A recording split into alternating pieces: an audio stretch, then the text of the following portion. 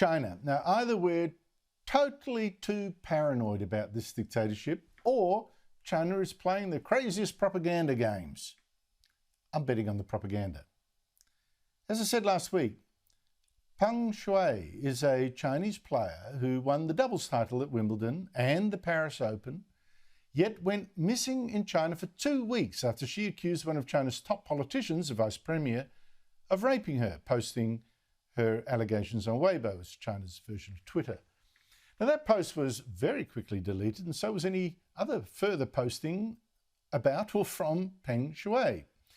But top tennis players like Naomi Osaka and Novak Djokovic, they spoke out, and the Women's Tennis Association said if China did not prove that Peng was safe, the WTA could ban China from hosting any more events. Well, China didn't like that. So first it's the Chinese state media, not Peng herself, the state media. They released an email allegedly from her saying she was safe. And then when no one believed it, they released the video of her being a celebrity at a junior tennis competition in China.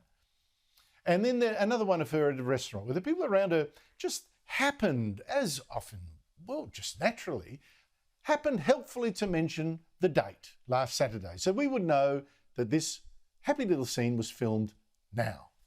And finally, Peng talked to the head of the Women's Tennis Association by video, but not without a Chinese sports official also on the call in the background. Joining me is Brendan O'Neill, political editor of the online magazine Spiked. Brendan, it's always great to see you, mate. Like I say, are we far too paranoid about what China's doing with Peng Shuai, or are we rightly suspicious? I think we're rightly suspicious. We know that China doesn't allow people to speak out, especially against Communist Party officials. We know that it has a tendency to put people away, lock people away, put people under house arrest if they say things that are considered unacceptable. And we know that it tells lies in its propaganda. So I think we are right to be suspicious.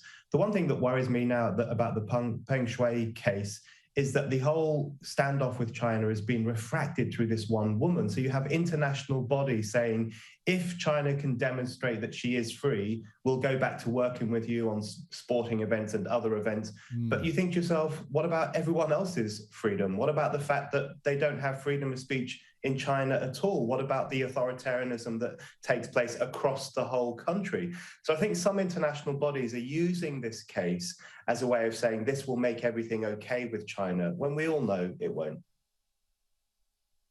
Absolutely. And right now there's an Australian journalist that China's had in jail for more than a year. And where's the complaints there? Brendan, we've talked a lot on this show this year, well, I particularly, about the threat of China invading democratic Taiwan. Some say that it could be done in the next 3 years, while they know that America's under very weak leadership of Joe Biden. China, in fact, did send another 9 warplanes yesterday into Taiwan's air defence zone to test it out. The drumbeat's there. And now the chief of Ukraine's defence intelligence says Russia has moved 92,000 soldiers to its border and could invade early next year. Russia's already taken the Crimea from Ukraine. And this raises a nightmare scenario, Brendan, of Russia and China both invading at the same time, Ukraine and Taiwan, with Joe Biden in the White House looking clueless, and then got 2 crises on 2 fronts. I mean, that possibly could happen.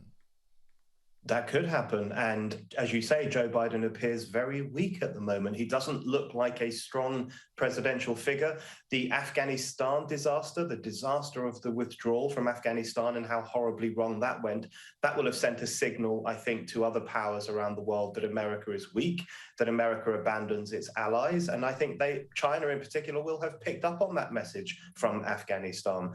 And, you know, the Ukraine situation is very worrying. Let's not forget the Russia-Ukraine war of 2014, in which thousands of people died, including an estimated 3,000 civilians right in Europe. And this is a really serious situation. And I'm worried in particular about Ukraine and the way it could become a battleground between Russia on the one side and the European Union on the other, tussling over this one country to see who can have the most influence there.